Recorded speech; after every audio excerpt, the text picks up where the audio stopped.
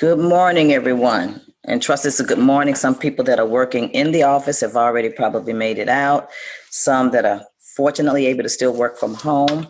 Hopefully you can hop on and still do your work, not trying to get anybody in trouble with their job, be integral with your time, but maybe you can hop on and just listen. As I said, generally when we come on, I'm never so concerned about how many people are coming on when I actually go live because most of the time for my content, our broadcasts are aired like over and over. They're like literally replayed over and over and over. And coming out of the gate, I want to ask everyone to immediately, this is a part of how the system works. Okay, let's get ready to work the system. Let's at least be like the Bible says the children of darkness are often more strategic and wiser than children of the light. So let's learn how the system works by, which is what they do. I've been saying this since last year, the beginning of last year, the reason why they have a broader audience or a broader platform and able to reach more people in their efforts is because they know how to play the game. So here's simple thing we're asking you to do. Doesn't cost any money. Like, comment, share. How about that? Quickly invite some of your friends on. This is one of the times that we literally want this to go viral in the sense of reaching as many people, helping people to understand the pivot and where we are right now, the real pivot. And so like, comment, and share coming on right away. So I start sharing it with your friends and pay close attention. This it would be almost a State of the Union alert. On yesterday, the United States elected a new president. We have a new president, and for everyone watching, as a mature believer, regardless of who you voted for, guess what our responsibility is to do now? Pray for our president and for our new vice president. So we're going to pray just as fervent for them as we did for whoever it was that we did vote for or would have voted for or whatever. So that's coming out of the gate, because with every new administration comes their policies, their agenda, and what they intend to do. So some of the things that I'm sharing with you, I said it only because of what happened yesterday. What I'm about to say now, I'm switching reels, I'm doing a whole segue into another thought. Because of the timing that we're in right now is why I'm making this very strong address to those of you that are watching, that it is definitely time for us to put our compassion where our mouth is. I can see over and over, I shared this on yesterday, you can tell in the brain and the minds of people that the pattern, the lifestyle, the practices, the disciplines or indisciplines, the actions, whatever, of what has already begun in 2021 is still mirroring some people's lifestyle of 2020. It's not going to work. You're going to have to step it up in 2021 because you're closer to the end of a particular age. So time never stands still. Agendas that are being put on the table, the agendas that are prophetic agendas that the Bible clearly stated must come to pass according to Matthew 24 chapter. Time is moving rapidly towards that. And the minds of a lot of people, they're still like, dealing with the same things, whatever. No, greater drastic measures require more drastic, intense, deliberate, intense actions, decisions. So what am I saying all this to say? We have to not only step up our game, there must be heightened sensitivity. If there's ever a time, I'm checking myself. First thing this morning in my consciousness is like, okay, Pat, you need to get more discipline. Get more discipline. Discipline your body, discipline everything, because you have to be prepared for the times. With that discipline, we're going to have to be knowledgeable about what's actually happening and going on around us. Many of you that follow me and have gotten information from me about what we're about to do. If you've been watching, you know what we're about to do. And if you're looking now, we're here in the Atlanta studio. I'm not on the West Coast, because I said my wake-up call and my motivation to not only what I'm about to say and what we're doing, because time is out just for talking, is after January the 6th. When January the 6th happened, the siege on our Capitol, I don't know about a lot of people, but for me, it was a genuine, intense wake-up call. Like, do we realize the mindset of where people are? And I have to say this, not just the mindset of Generation Z and millennials, a lot of those people were my age, seizing the capital because they're wanting to see change and take measures in their hands. But my point wasn't so much about that and the whole political thing about that. This is where I'm coming from and why I brought that up. My concern was, because the prophetic eye sees things in a different way. My immediate concern was, what are we displaying? What are we saying to this generation, to the nations that are watching us? What statement are we making? Then I thought about the little ones, like, what are we saying to them? What are they seeing? And so with that, I went inward first and said, okay, let me make the sacrifice, which is what we're doing. We can't talk about the things that we oppose or protest against unless we're willing to. And that's what this title of this particular, where your mouth is. So it's time to step up. It's time to action up. It's time to gird up. Let's talk about one particular area of interest. And that's what I'm going to be addressing now. There's so many narratives, as I keep saying, that not just this generation of young people, but people as a whole are listening to and hearing. This is, and in 1 Corinthians 4:4, Paul the Apostle wrote it this way. He says, the God of this age, the God of this time, of this present age, has blinded the minds of people to keep the light of the glorious gospel from shining in. So minds have been blinded. And what are the blinded minds of today? There's so many different type of groups. You name them. We can name them. They're out there, And so one is pitted against the other. And I'm saying not only at a time when our nation needs healing, but this is time for the body of Christ to take the front and to provide the right narrative for this generation to see. You're going to hear me saying that over and over again. And it's not, and notice I use the word model. It cannot be preached. It cannot be just in book. It's got to be like what we're doing now. We're living it. We're pushing up our sleeve and doing it because we have a responsibility to prepare this upcoming generation for what they're going to face. They got to know how to fight. They got to know how to resist. They got to have their minds renewed. They've got to be disciplined. I'm thinking about my time when I was at that stage of preparing for my assignment and my calling. It was tutored up under the late Daisy and T.L. Osmond, the late Archbishop Vincent Idahosa, the late Dr. Miles Monroe, and the list goes on, the late Billy Joe Daugherty, and the way they trained us to resist and to fight and to conquer and to not give in spiritually. The weapons of our warfare are not carnal.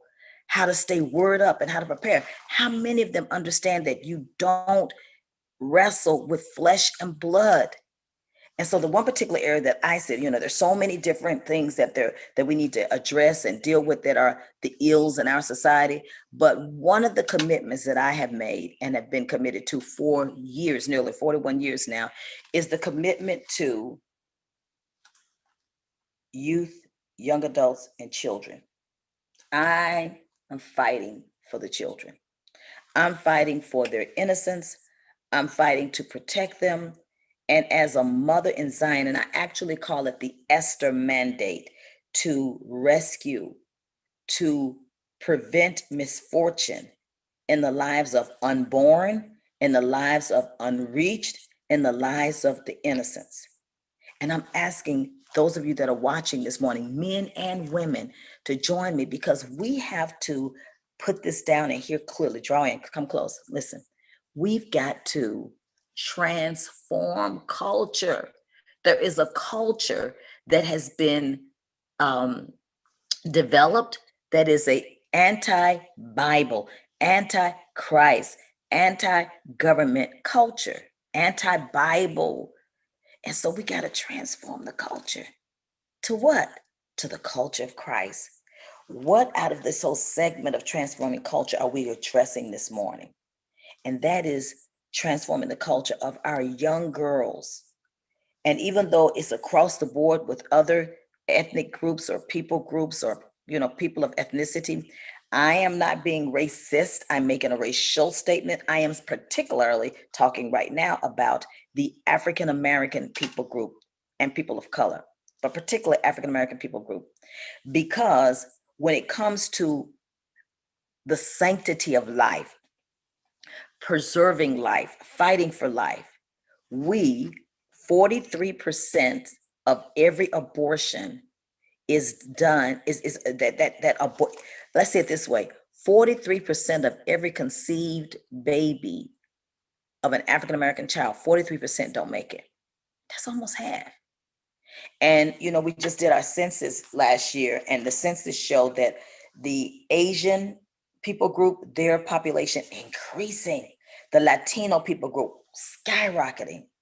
Our people group, our death rate has exceeded our birth rate as a people. And that's due to a lot of other different things, not just this issue that we're talking about, preserving life. Now, I want everybody to understand this is not a platform to be judging anyone. I'm simply talking about, let's lay the axe to the root of the tree and let's get involved in the life of young girls in a more grassroots level, why decisions are made that led to the pregnancy, why decisions are made that led to the lack of just the insecurity of knowing who they are, getting in their lives while and sometimes before the decision is made. Let me give you some information that some people just really are not aware of this. And a lot do, a lot know. But the woman who Planned Parenthood's founder, Margaret Sanger, I just want to read some startling things to you. And it makes me wonder, like, how on God's green earth do we not look beneath the surface? How do we just refuse to keep looking beneath the surface? So let's just read a few things to you this morning. And maybe this will be a wake-up call and realize that this has been a strategic plan of the enemy targeted against us as a people. I'll just pull out a few things. Margaret Sanger, she believed the contributions to the health of women, unborn infants carrying feminine 2 chromosomes excluded. No one seems eager to discuss the organization's origin or the founder, who was racist, Margaret Sanger.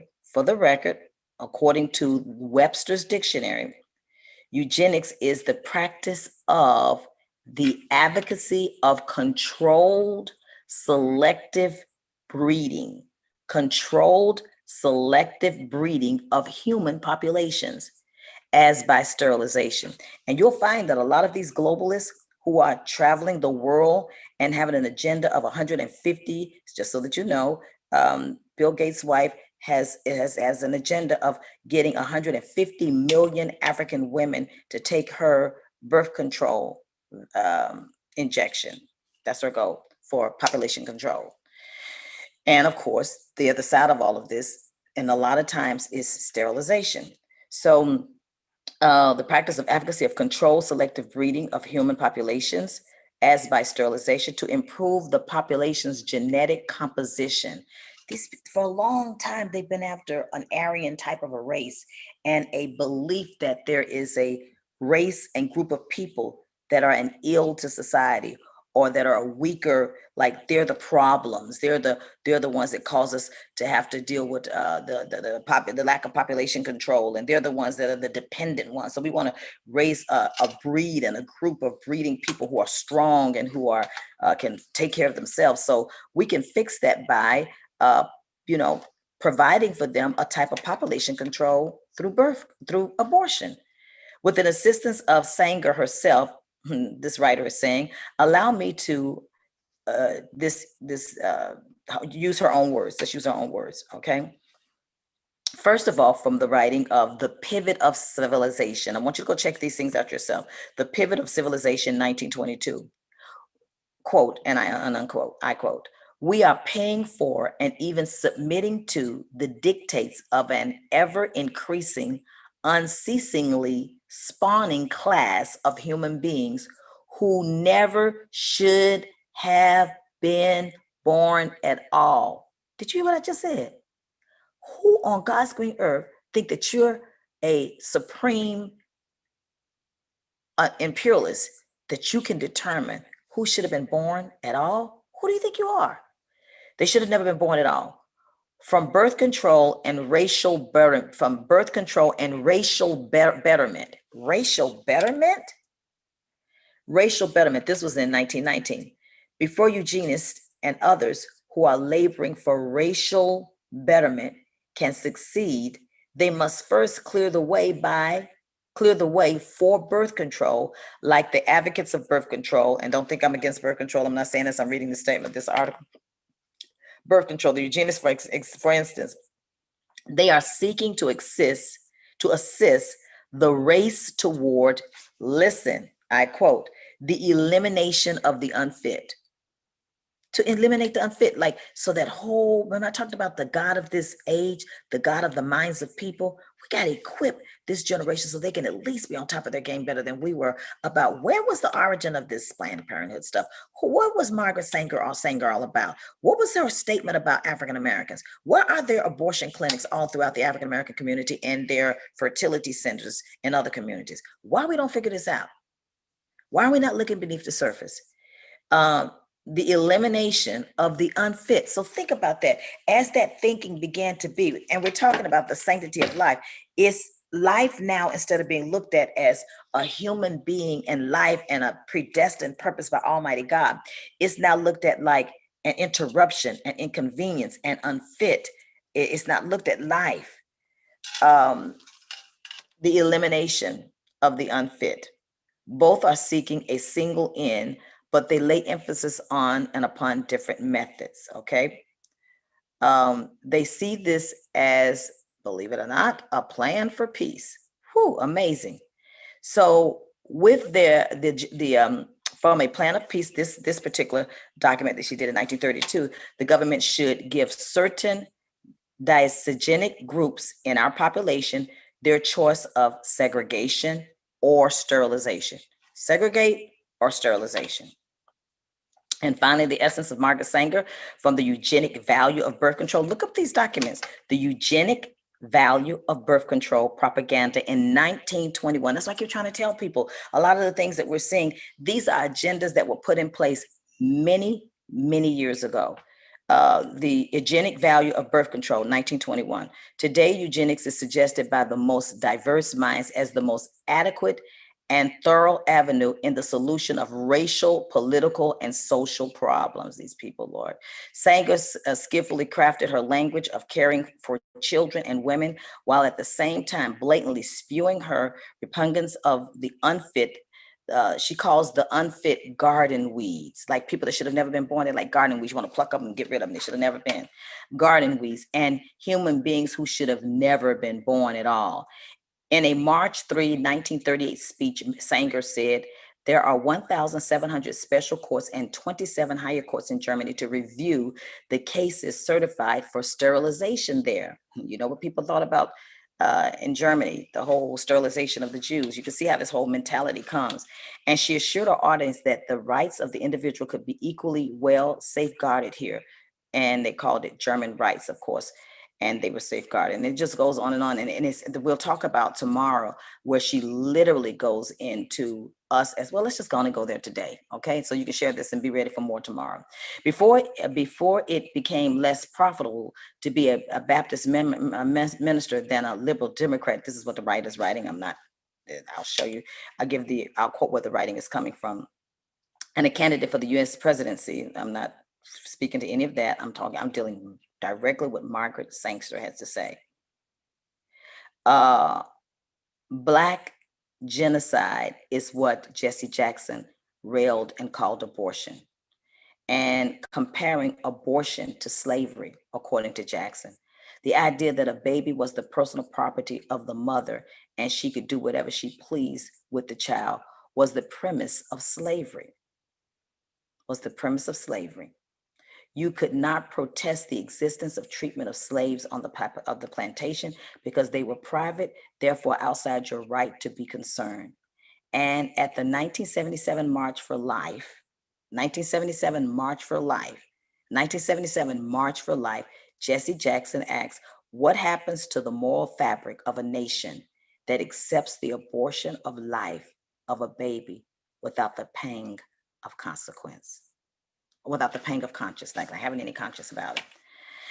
And tomorrow we'll go deeper into how she talked about literally genocide and a way to not only control but wipe out a group of people through abortion. So what did I say all that to say? We see that mentality and the results of that mentality played out now from a plan that was put in place in 1922 and 1921, that now that same people group, in many cases she was referring to, now make up half of our people. We literally take out the life of half of our population before they ever get a chance to come to life. So what can we do about that? How, if she could sit and have that philosophy as a mindset and people begin to embrace it, and now we're seeing the end result of it, to where a like you're not thoroughly thinking about who you sleep with before you sleep with, and you're not thoroughly thinking about the consequences as you get pregnant, which is what we were taught when I was coming up. The consequences of if you get pregnant is going to affect this and it's going to affect that, and the consequences of who you sleep with. Well, that's far gone now. And so abortion is used as a type of contraceptive now, instead of contraception now, instead of looking at it as ending a life, I'm looking at protecting myself from having to have my life interrupted. I believe that we can no longer just talk about it. We got to do something about it. And that's why I said on this one very quickly, it's time to put our action where our mouth is. I'm speaking to women and men that believe that we can make a difference, that believe that we can transform culture, that we can teach our generation of young people the value of life. Life does have a value, and every single child has a purpose, and that we don't have a right to judge them. We don't have a right to say pro-life if we're not willing to put our compassion where our mouth is and get down on a grassroots level, push up our sleeves and get in their lives. And so I decided, after looking at January the 6th, you're like, what does that got to do with anything? I looked at this and said, if we don't do something, and if we don't do something soon, and if we don't change the narratives, and if we don't model what the kingdom should really look like, how will they ever see? How will they ever know? How will they ever know that there is a plan, and there is a way, and there is a choice? Talking about pro-choice, there is a choice. There's a choice that gives you an opportunity not to have to follow the plan and the narrative the easy way that everybody says, that it's just easy to just get rid of it. What about if there are people surrounding that young girl's life, or whatever age they are, when all of these other agencies are right there saying, oh, we'll make it easy for you. You don't have to pay it by this tax paper. There's an ease. They're very present, and they're very accessible. So the first, when a person is in trauma like that, or trying to decide or confused, the first person that offers them a type of way out or a type of solution, especially when that person is not mature enough to make life-altering decisions, they're going to listen to the first person that gets to them, and they're more accessible. To be quite honest, I think the person that should lead the front in this more than anyone else should be the church. Totally. But what if we as women and men in our generation could say, you know what? We're going to be active. We're going to be present. We're going to be in the conversation.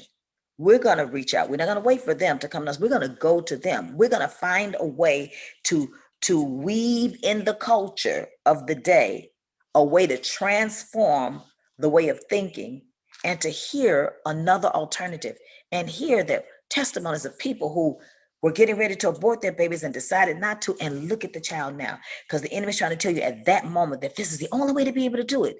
But what if somebody could sit down with you and help you plan out your life? Because you don't have a right to say anything about it. You don't have a right to talk about it at all if you're not willing to sit down with that mother and say, let me help you figure out life skills. Let me help you figure out this. And I believe that there's some women and pastors that are listening and saying, you know what, Doc, we're not going to go down in history being a generation that just talked about this and didn't do anything about it.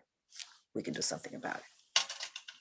And so we're taking this house here that was always used for Global Leadership Training Center, 34 beds, and turning it into a pregnancy resource center where they can come and have a place, a safe house, to first get a biblical foundation and have someone around them. Because in the secular or the pregnancy centers, they get state funding, they get government funding, And grants, they're not going to let you preach Jesus. I can't help you without sharing Jesus. I can't help them figure life out without the author of life. So I'm not willing to give up the Jesus factor. And I'm asking you to join me with, you may be one that says, I just want to be, for lack of a better words, maybe a counselor that will call in from time to time to just encourage them. I'd like to be the one that calls in and says, let me share them the testimony about where I was at their age and trying to make a decision. There may be some people that are listening that are teachers or women that are accountants, women that different skill sets that they need in life. What about the mothers of Zion that can just sit down and teach them about life, how to deal with life? Because I'm telling you, between that 13 and 27 age, about 25 to 27, it is an age, and that literally medical science has proven what's going on in that brain at that developmental stage of that time frame of them trying to figure life out. The brain literally is still developing. So they need help with, we've been there, done that. Here's another plan. Here's another alternative. You don't have to just listen to this one narrative. And not only that, talk, but here's a place you can go to help you get it together, to you can get up on your feet and help figure out the next step. Also, different women's groups, church groups, sororities that have a passion to see this change so that we don't continue to abort almost half of our population of people, that we can do something to turn this around, that are willing to say, you know what, I'm willing to push up my sleeve and whatever I can do to offer my skill set in helping, be it literacy, be it helping to go back to school, get their GED, whatever. And then not only that, maybe adopt one of the young girls. When I say adopt, I mean be willing to be a type of a mentor in their life to help navigate them through life when they're trying to figure out this thing called life. We're not going to even talk about the spectrum of learning spiritual warfare right now and how to deal with what's coming up against them. Let's start them out with just first dealing with life and the power of life choices. So I'm so excited to announce.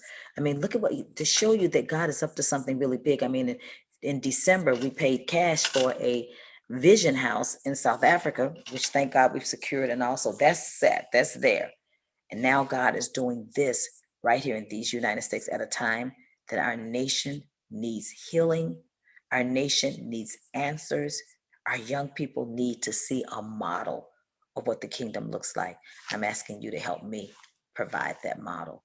And even any little part that you do, be it prayer, be it giving, be it calling to offer your, and then it's been so powerful that I've loved the most is that as I've been talking to women, they've been saying, Doc, I've always wanted to do something like this, but I never had a center. Got a phone call this morning from one of our dear people, one of our team members, and she's like, I've always wanted to do this. I got a call over the weekend from another friend in Los Angeles. She said, this has been my passion for the longest, and I didn't have a way to be able to do it.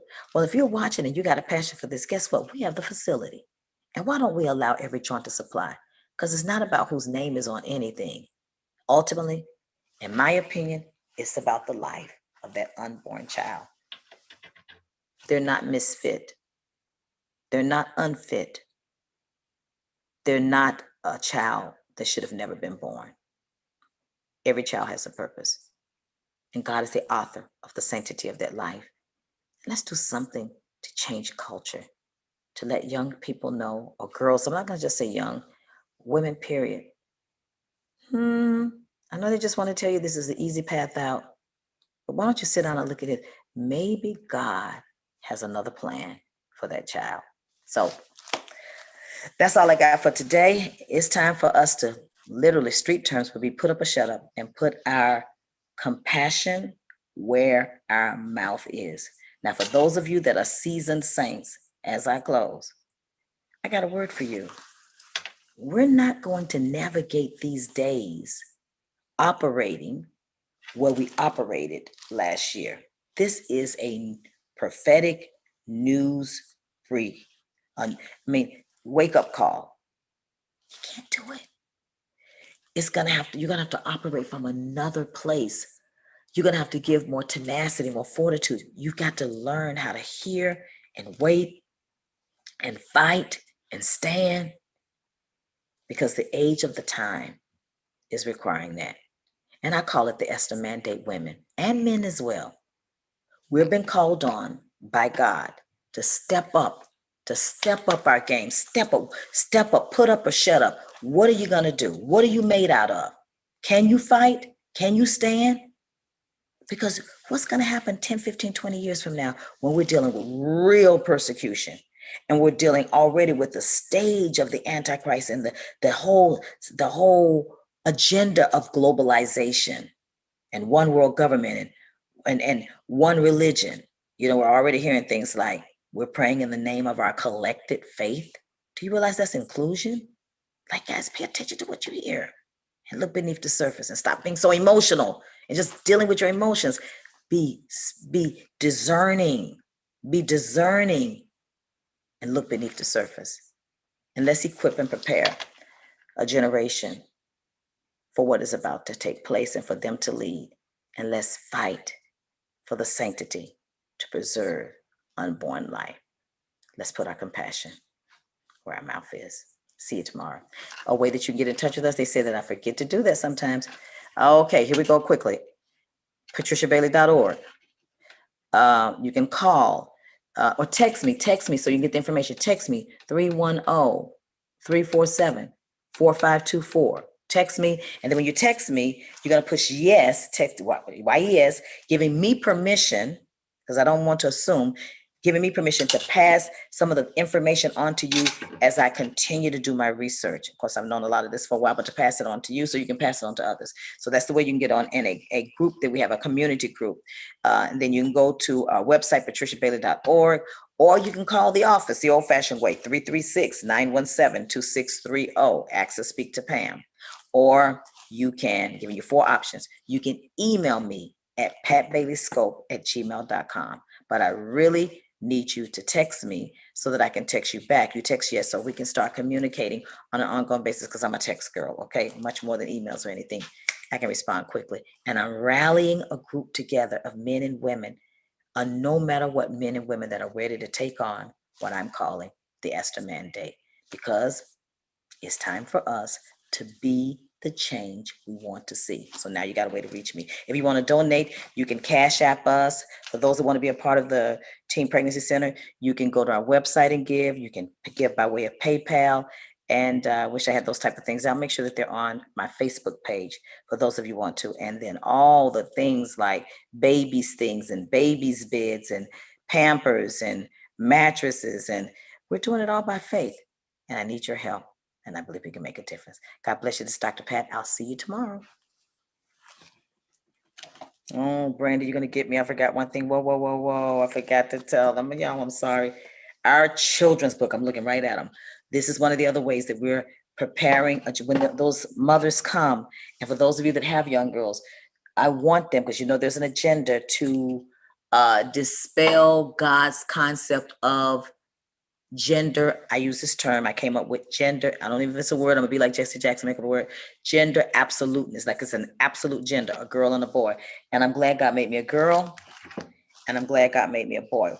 I literally was told with one particular distributor that I could not use my books because my books were judgmental, because we're saying, I'm glad God made me a girl and I'm glad God made me a boy.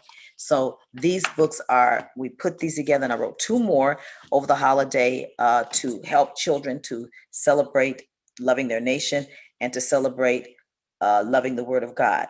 These are our ways of transforming culture so that we can put up and actually have a real strategy to make a difference. So a child can grow up knowing there's a reason God made me a girl and there's a reason God made me a boy. So for those books, if you're interested in getting those books, grandmothers, mothers, or whatever, you can go to our website, patriciabailey.org. Though those are also ways of our strategies of transforming culture. Almost forgot that. God bless you. See you tomorrow.